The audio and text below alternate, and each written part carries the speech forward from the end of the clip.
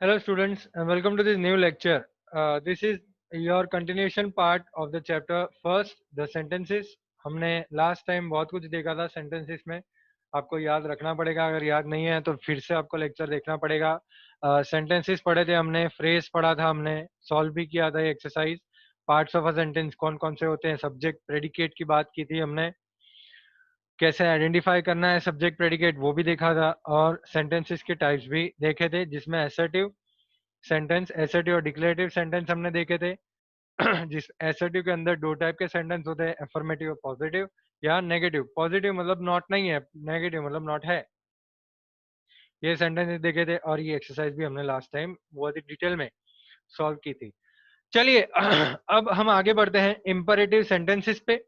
Imperative sentence की जब हम बात करते हैं तो सेंटेंसेस दैट गिव ऑर्डर्स और इंस्ट्रक्शन, मेक रिक्वेस्ट और offer advice are called imperative sentences. देखिए यहाँ पे हमारे पास इंपरेटिव सेंटेंस का डेफिनेशन दिया गया है। सेंटेंसेस दैट गिव ऑर्डर्स और इंस्ट्रक्शंस, ऑर्डर देते हैं सेंटेंसेस में, हमको कोई इंस्ट्रक्शन देते हैं, क्या करना है क्या नहीं करना है वो बताते हैं उसके अंदर, रिक्वेस्ट करते हैं हमको कुछ, या हमको सलाह सूचन देते हैं।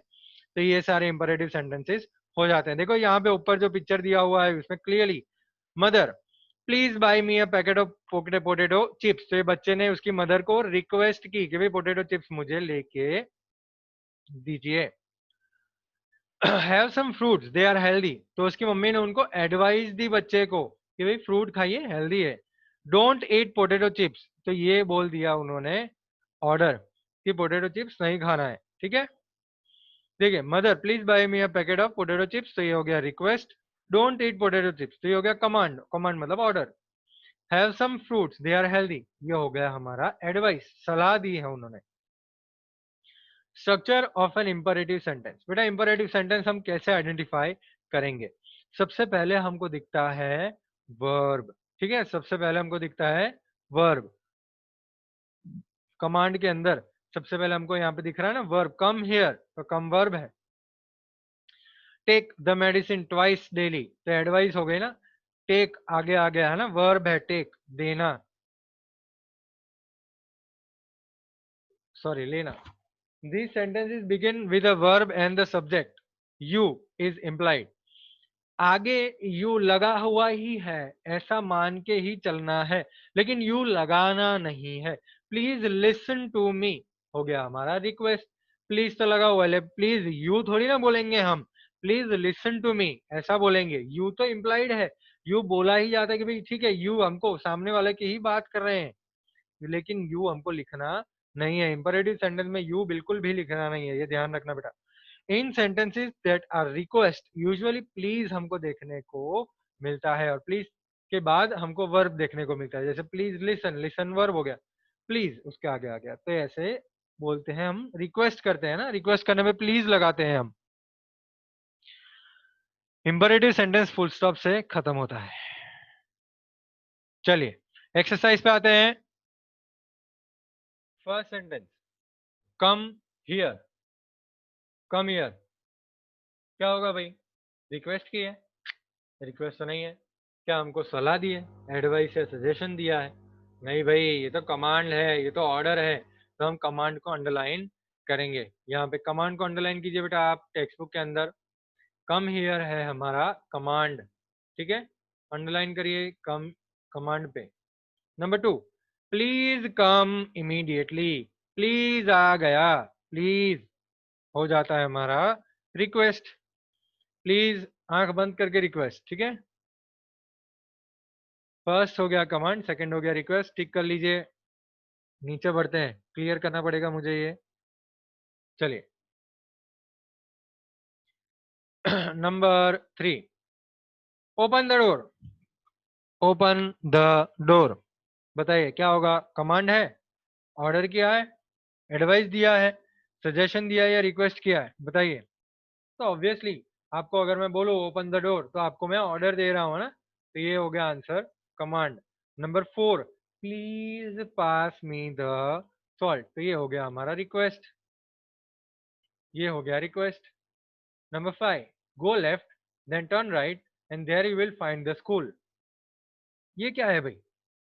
है दाएं मुड़ो, फिर बाएं मुड़ो, फिर आपको स्कूल मिल जाएगी। तो ये हमको कमांड ऑर्डर तो नहीं दिया है, रिक्वेस्ट भी नहीं किया है, एडवाइस या सजेशन हो सकता है। क्या कुछ गलत कर रहे हैं? क्या कुछ सही करने के बारे में बात की है यहाँ पे? नहीं। अगर कुछ गलत नहीं कर रहे हैं, अगर कुछ सही के बारे में बात नहीं की है, तो ये एडवाइस भी नहीं है। एडवाइस अगर कुछ गलत कर रहे हैं और हमको सही बोले तो उसको हम एडवाइस बोलते हैं।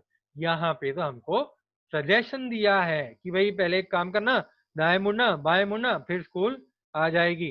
तो हम अंडरलाइन करेंगे सजेशन पे। नंबर 6 देखिए, do take the medicine regularly. Do take the medicine regularly, तो भाई मेडिसिन रेगुलरली ले लेना। तो ये हो गया हमारा एडवाइस। ठीक है। सजेशन और एडवाइस में फर्क क्या है बेटा?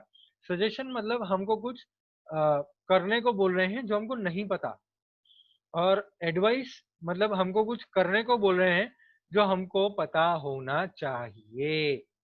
जैसे दवाइयाँ रेगुलर लेना, तो ये हो गया एडवाइस। ठीक है। फिर सजेशन क्या है? भाई हमको नहीं मालूम कि स्कूल कहाँ है, तो ये हमको पता है, सजेस्ट किया है कि भाई लेफ्ट जाना, राइट मुड़ना, फिर स्कूल मिलेगी। तो सजेशन ऐसी चीज होती है जहाँ पे हमको कुछ करने को बोला जाता है जो हमको नहीं मालूम, मालूम ही नहीं है।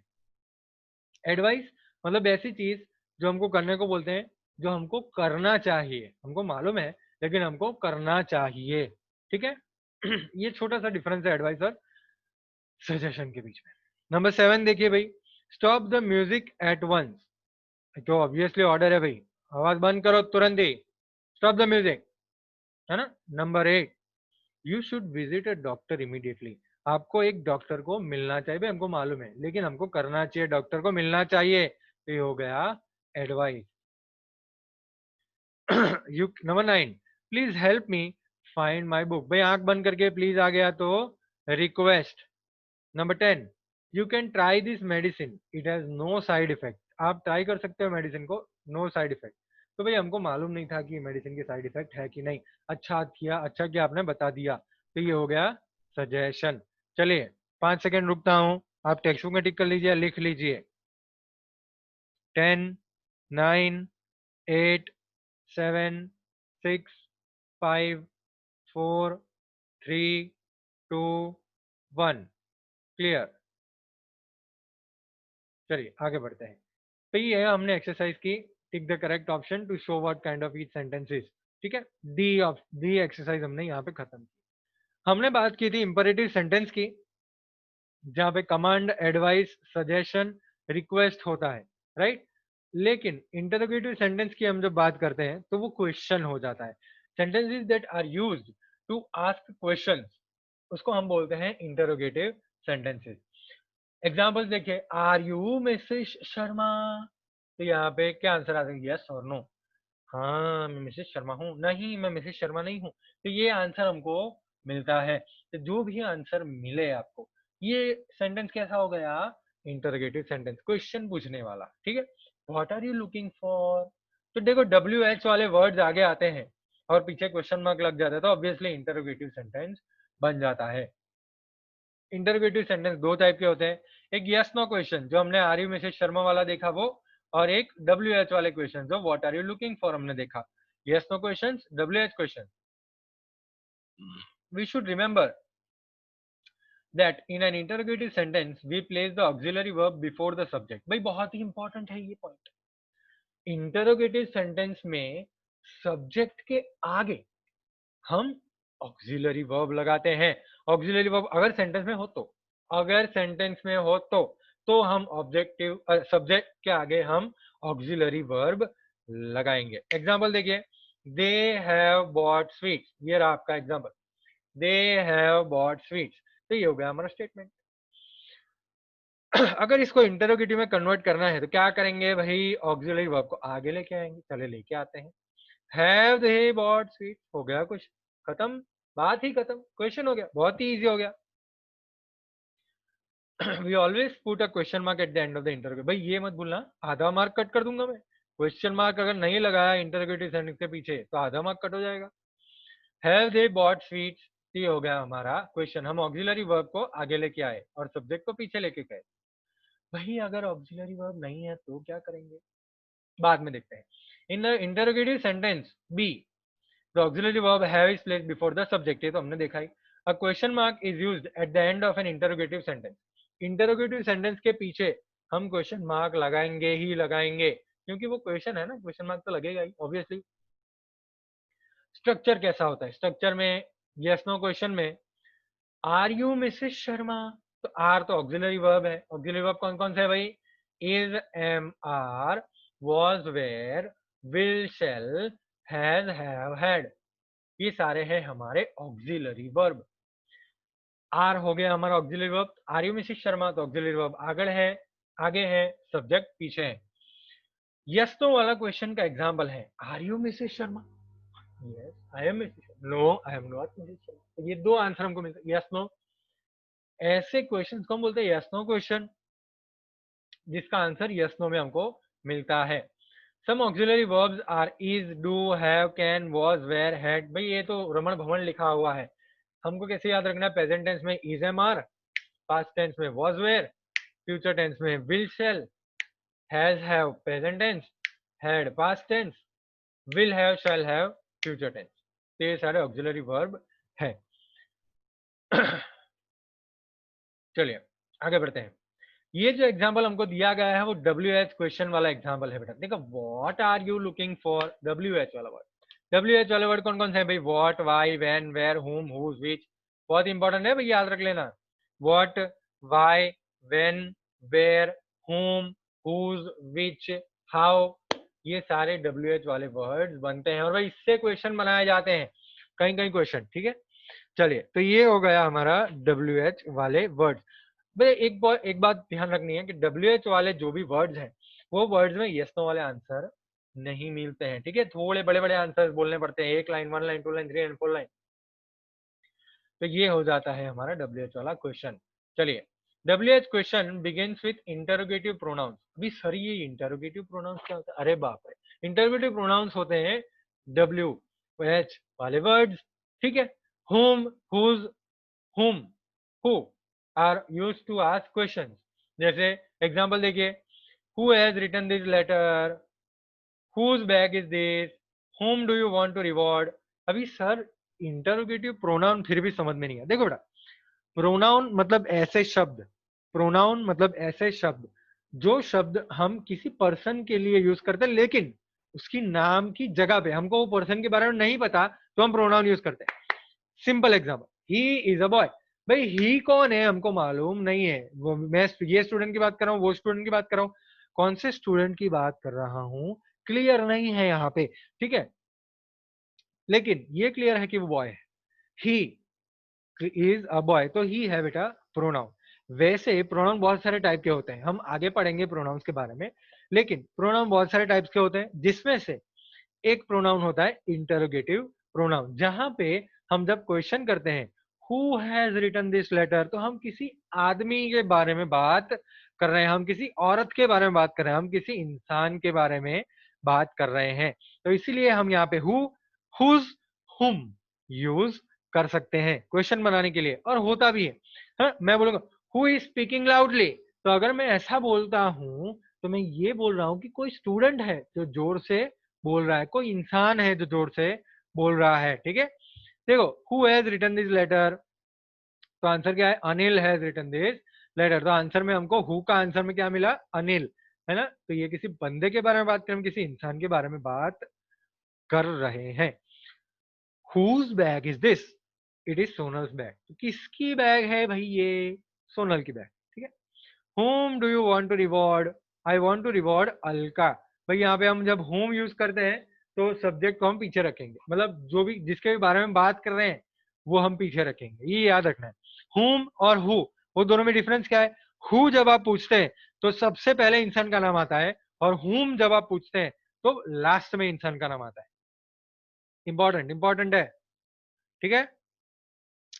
चलिए आगे बढ़ते हैं। Interrogative pronoun who is used as a subject, whom refers to the object। देखो मैंने सिंपल भाषा में आपको समझा दिया, who जो है उसमें सबसे आगे इंसान का नाम लिखना है, मतलब सब्जेक्ट की जगह पे लिखना है, और whom जो है उसमें सबसे पीछे वो इंसान का नाम लिखना है जो ऑब्जेक्ट के रूप में होगा।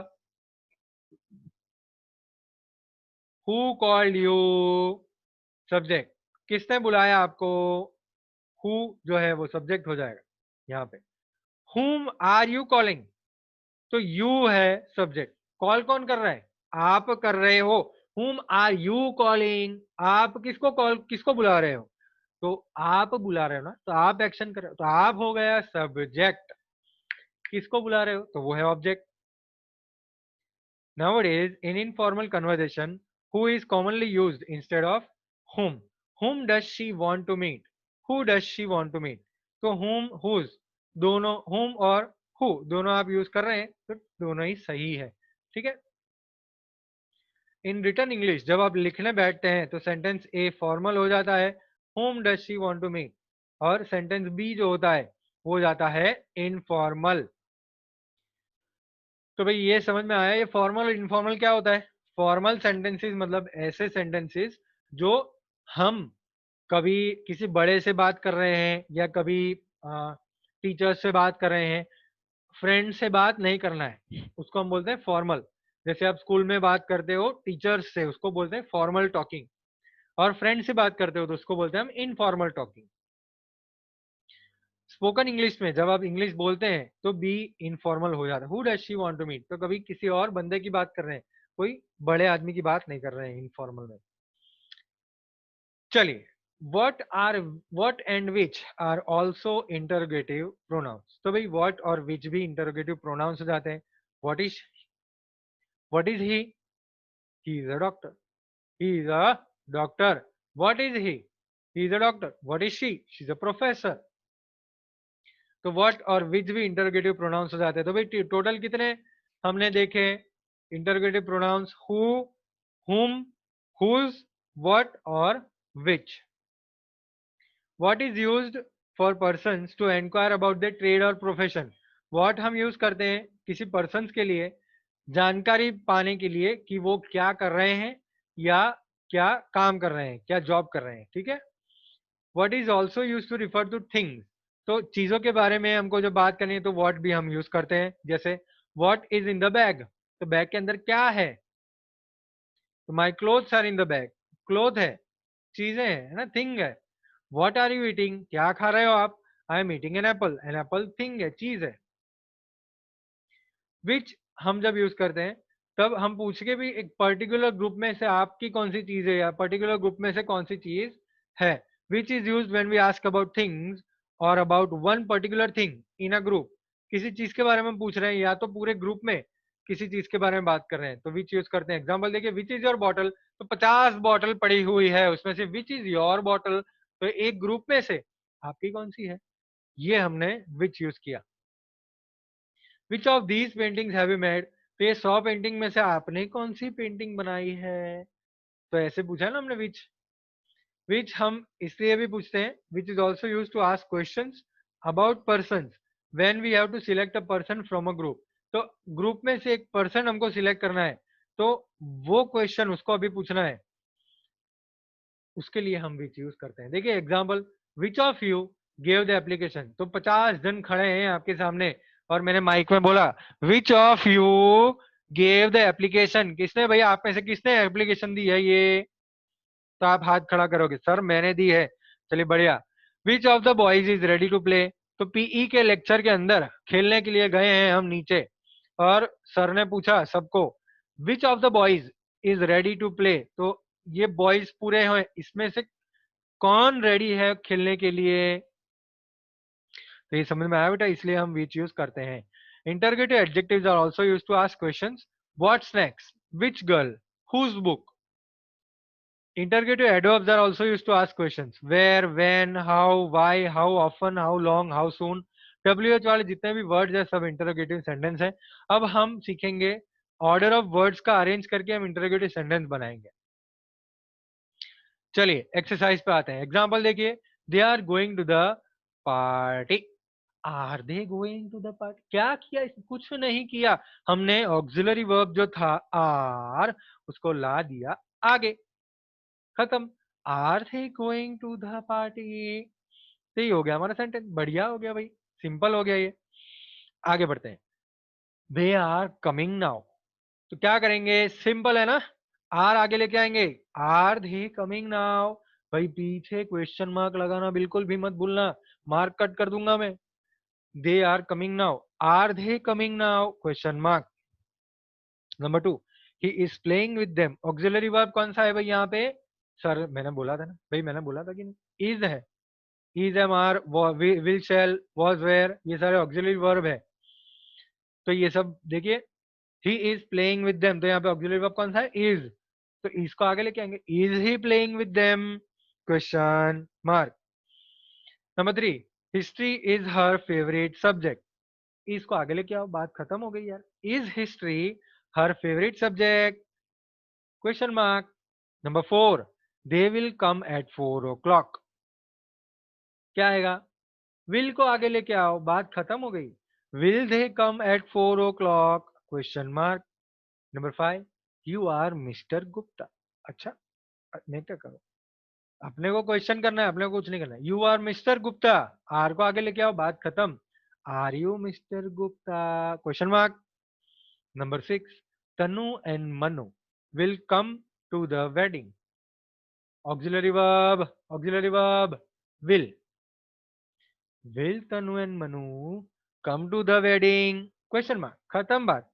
Number 7, the movie was boring, अच्छा अब थिएटर तो बंद है, कहा मूवी देखने गए थे आप? द मूवी वॉज बोरिंग, तो यहाँ पे ऑक्सिलरी वर्ब क्या है? वॉज। वॉज को आगे लेके was the movie boring, question mark, खत्म बात।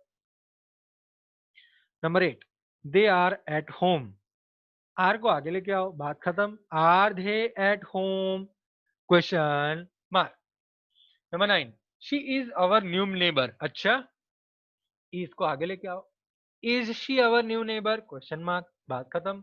Meetu has invited you to the party, तो यहाँ पे क्या करेंगे हम? हैज को आगे लेके आओ यार, ऑक्सिलरी वर्ब, चलो। Has Meetu invited you to the party, question mark. तो ये हो गई हमारी एक्सरसाइज ई। ओके भाई, हमने आज इंपरेटिव सेंटेंस पढ़ा, इंटरोगेटिव सेंटेंस पढ़ा, और एक्सक्लेमेटरी सेंटेंस भी पढ़ ही लेते हैं, क्यों छोड़ देना। चलिए एक्सक्लेमेटरी सेंटेंस पे आगे बढ़ते हैं। Exclamatory sentence helps us communicate strong feelings of surprise, admiration, appreciation, wonder and shock. Sir बिल्कुल पता नहीं चला, देखो सिंपल भाषा में समझाता हूँ। एक्सक्लेमेटरी सेंटेंसेस मतलब ऐसे सेंटेंसेस होते हैं जहां पे सेंटेंसेस के अंदर आपकी फीलिंग्स होती है। क्या होता है? फीलिंग्स, आहा कितना ब्यूटीफुल है ये, आहा कितना प्यारा है ये, आहा कितना अच्छा है ये, है ना? What a beautiful baby he is, क्या ब्यूटीफुल बेबी है वो। देखो फीलिंग बताई है ना, कितना बढ़िया है, कितना अच्छा है, कितना बकवास है, कितना बुरा है, ये सारी चीजें फीलिंग्स बताती हैं। और एक्सक्लेमेटरी सेंटेंस इसी के लिए बनाए जाते हैं, फीलिंग्स बताने के लिए। What a beautiful baby she is, कितनी ब्यूटीफुल बेबी है बेचारी। Okay, how wonderful the painting is, painting कितनी बढ़िया है, वाह वाह वाह वाह, मजा आ गया। बेटा एक चीज नोट किया आपने? देखिए यहाँ पे जो व्हाट लिखा हुआ है ना, वो हमने देखा था कि इंटरोगेटिव सेंटेंस में व्हाट यूज करते हैं। फिर यहाँ पे व्हाट यूज किया है, पीछे क्वेश्चन मार्क नहीं है, क्योंकि क्योंकि इंटरोगेटिव सेंटेंस में हमने ये पढ़ा था कि व्हाट जो है उसके बाद हम क्या लगाएंगे? वर्ब लगाएंगे। व्हाट के बाद वर्ब आएगा, वर्ब के पहले व्हाट आएगा। लेकिन यहाँ पे व्हाट के बाद वर्ब नहीं है, वर्ब के बाद वर्ब लास्ट में पड़ा हुआ है, इज लास्ट में पड़ा हुआ है, दिख रहा है आपको? तो ये जो है, ये सेंटेंस हम बोलते हैं एक्सक्लेमेटरी सेंटेंस। इस सेंटेंस पढ़ के ही पता चल जाता है कि ये एक्सक्लेमेटरी सेंटेंस है। What a beautiful he is, what a beautiful baby he is, कितना बढ़िया, कितना प्यारा बेबी है। हाउ वंडरफुल द पेंटिंग, इतनी बढ़िया पेंटिंग है, वाह वाह वाह। भाई स्ट्रक्चर क्या होता है देख लीजिए, व्हाट और हाउ से शुरू होता है एक एक्सक्लेमेटरी सेंटेंस। ऊपर के जो सेंटेंस देखे, एक व्हाट से शुरू हो रहा था, एक हाउ से शुरू हो रहा था। It is followed by an exclamation mark, पीछे एक्सक्लेमेशन मार्क लगाना है आपको। For emphasis the word order is altered in an exclamatory sentence. The word order मतलब सब्जेक्ट वर्ब ऑब्जेक्ट नहीं रखते हैं हम, ठीक है? वर्ड ऑर्डर मतलब हम एक सेंटेंस में क्या करते हैं? सब्जेक्ट वर्ब और ऑब्जेक्ट, लेकिन यहाँ पे ऐसा नहीं है। एक सिंपल सेंटेंस देखिए नीचे दिया हुआ है, he is a beautiful baby. तो ये तो एक सिंपल सेंटेंस हो गया, एसर्टिव सेंटेंस हो गया, जो खाली एक स्टेटमेंट है, he is a beautiful baby. तो मुझे क्या करना है, बस जानना है, ठीक है, बस जानना है कि वो ब्यूटीफुल बेबी है, ठीक है, ओके। लेकिन इसका वर्ड ऑर्डर चेंज हो जाएगा जब हम इसको एक्सक्लेमेशन में कन्वर्ट करेंगे। कैसे? चलिए, what a beautiful baby he is, ये हो गया एक्सक्लेमेटरी सेंटेंस। एक नया वर्ड हमने ऐड किया, व्हाट, फिर हमने यूज किया अ ब्यूटीफुल बेबी, और ही और इज वर्ब को सबसे आखिर में लेके गए।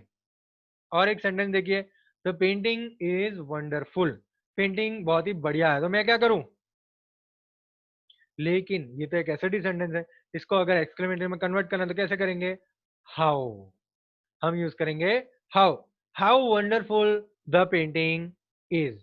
ठीक है, एक सिंपल ट्रिक बताओ बेटा, व्हाट और हाउ, अगर आपको कंफ्यूजन है कि कौन से सेंटेंसेस में व्हाट यूज करना है, कौन से सेंटेंसेस में हाउ यूज करना है, तो एक सिंपल मैं आपको ट्रिक देता हूं, बढ़िया ट्रिक, ट्रिक देता हूं। देखिए, सेंटेंस के अंदर अगर ए और एन दोनों में से एक यूज किया गया हो, अ ब्यूटीफुल बेबी, है ना, अ ब्यूटीफुल बेबी, तो यहाँ पे हम लगाएंगे व्हाट, यहाँ पे हम लगाएंगे व्हाट।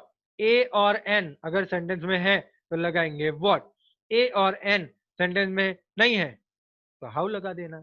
ठीक है, क्लियर? देखिए ये सेंटेंस में कहा है ए और एन, तो हमने हाउ लगा दिया, बात खत्म हो गई। How wonderful the painting is, subject और वर्ब पीछे लेके जाएंगे हम। Change the given assertive sentence into exclamatory sentences begin with what or how and add the right punctuation marks. चलिए ट्राई करें। Exercise F. भाई अब आपको, अच्छा लेक्चर ओवर होने वाला है, अब आपको मैं ये एक्सरसाइज जो है वो होमवर्क में देता हूँ। ये एक्सरसाइज क्या करना है आपको, बहुत ही सिंपल है बेटा, आपको वर्ब और नाउन, मतलब सब्जेक्ट, वर्ब और सब्जेक्ट पीछे लेके जाना है, सब्जेक्ट और वर्ब पीछे रख देना है, आगे हाउ या व्हाट रख देना है, और जो क्वालिटी है जैसे ओबीडियंट है, प्रोलिफिक है, थ्रिलिंग है, strong, colourful, exciting, delicious, incredible, desolate, bright, ये सारी चीजें जो है वो हाउ और व्हाट के बाद रख देनी है, बस खत्म, पीछे एक्सक्लेमेशन मार्क लगा दो, कन्वर्ट हो गया आपका एक्सक्लेमेटरी सेंटेंस। तो ये एक्सरसाइज आपको मैं होमवर्क में देता हूँ, ट्राई करेगा, नेक्स्ट टाइम हम ये एक्सरसाइज सॉल्व करेंगे और आपके आंसर्स आप चेक करेंगे कि सही है या नहीं। चलिए बाय बाय, और हम मिलेंगे नेक्स्ट एक्सरसाइज में, आपको होमवर्क मिल जाएगा आपके एप्लीकेशन में, भाई करना भूलिएगा मत।